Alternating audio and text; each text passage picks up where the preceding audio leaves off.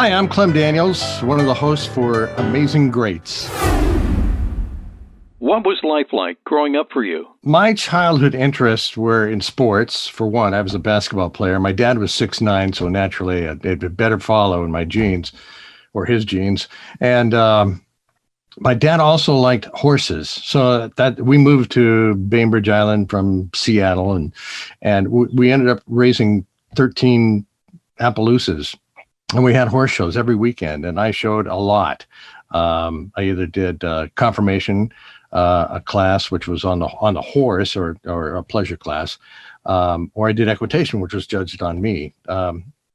We had two horses. One was a stud that was 3 years state champion, and a mare that was also 3 year state champion. So we were at it a lot. So I look back on that fondly, and people ask, "Do you wish you had horses today?"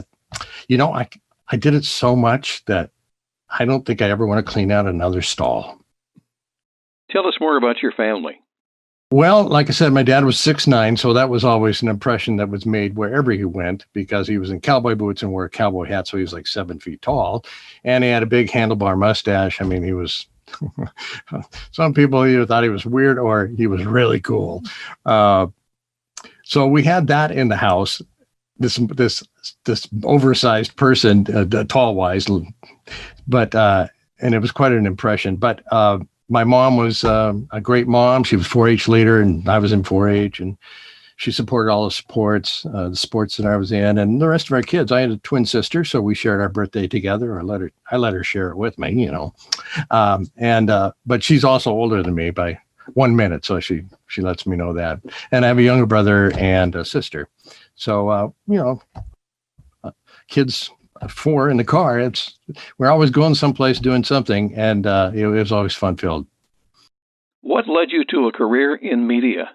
Well, I did radio for nearly 30 years. I'm a videographer now, and I also still produce audio. But I was at 13 years old. I was listening to the radio a little bit now and then, and a guy in high school said, "Do you want to win contests on the radio?" And I went, "Yeah, right." He says, "No, this is what you do." And so I did it. And it was back in the day, if you called into a request line and they took your request and then they hung up and you didn't, you still owned the line. So, when the contest came around 10, 15 minutes later, I was calling number 5, number 10. "Hey, who's this? All right, you on?" I won a lot of A&W root beer is what I won.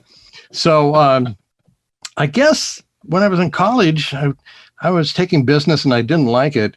So my third quarter, my spring quarter, I said, let's thumb through the book and see what interests me. And introduction to radio and television and journalism and things like that were really things that really excited me. So that was the end of that, or the beginning of it anyway, the end of business. And the rest, I guess, is history. I did like 2.5 years. When you're in radio, you've got to get into radio. You can't stay in college, because otherwise you'll be too old by the time you get your first station. And then by the time you get to your major market, which didn't take me too long, but I have a thing called the pukes. I talked like a Ronnie radio. I call it the pukes because you're throwing up every word. "Hey, I'm a disc jockey on the radio. Hey, I'm pretty good, aren't I? Yeah, I sound just like everybody else on the radio." Well, I didn't sound like anybody on the radio, but except for some guy puking up his words. So I went to broadcast school, and took me a month to hear that and then a month to get over it. So I was thankful that I did, because otherwise I wouldn't have had a career. But again, 30 years in radio, so it's been fun. Have you ever felt starstruck during an interview you've done with someone famous? Starstruck, I suppose. I did a show called Words and Music, and I interviewed over 100 artists, Billy Joel, Pointer Sisters, Harry Chapin, Captain and Tennille, Emerson, Lake and Palmer, some really high profile people. And I could have been starstruck with all of them, but I was with them for so long, a full hour. This was not live on the air. So the show was going to be produced after the fact. So I could ask them anything. I remember asking Dennis Wilson of the Beach Boys. Now think about this. If you ask someone like him, what were you like as a kid? When was the last time he was asked that? His his crew, they don't care. His brothers already know what his childhood was like. And if he was on air, there's no time for a question like that. So I could open up Pandora's box just because I had an hour-long interview, and I got some really interesting answers from some really interesting people. By the way, they were all great. They were all just super people. How would you describe your faith journey? I was an atheist in high school. My sister was not. She was what they would consider a Jesus freak at the time. And she took it so far over the top that I didn't want to have anything to do with it. It would have taken away all my fun. I wouldn't have been able to do anything. It'd be, just boring and, straight-laced. And I look back on that and go, well, I suppose that wouldn't have been too bad, but that wasn't meant for me at the time and getting to where I was. Faith. It's been a long process. I wasn't reborn. I didn't give my life to God like a lot of people do. It just happened.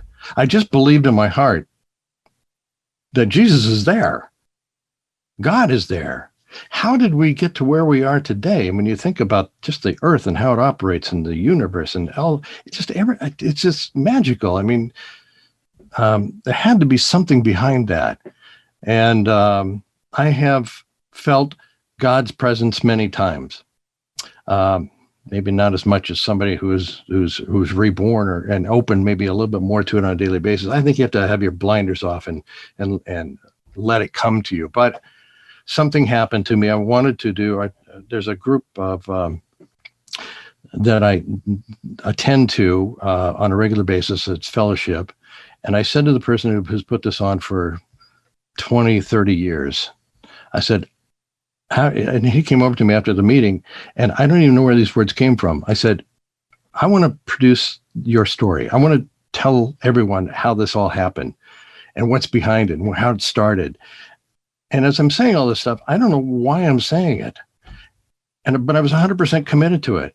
And I walked out of the building and I still felt that way. I felt that way when I got home. Saw him 2 weeks later, said the same thing to him. And while I was doing it for 3 years, of a 3-year project, I interviewed 16 different people. I was 110% into this. And the only reason I feel that I was is because God was guiding me to do that. So I guess that's where my faith lies, is in things like that tell me that, okay, you've got somebody watching out for you and helping you. Just take those blinders off and stay open-minded and let it happen.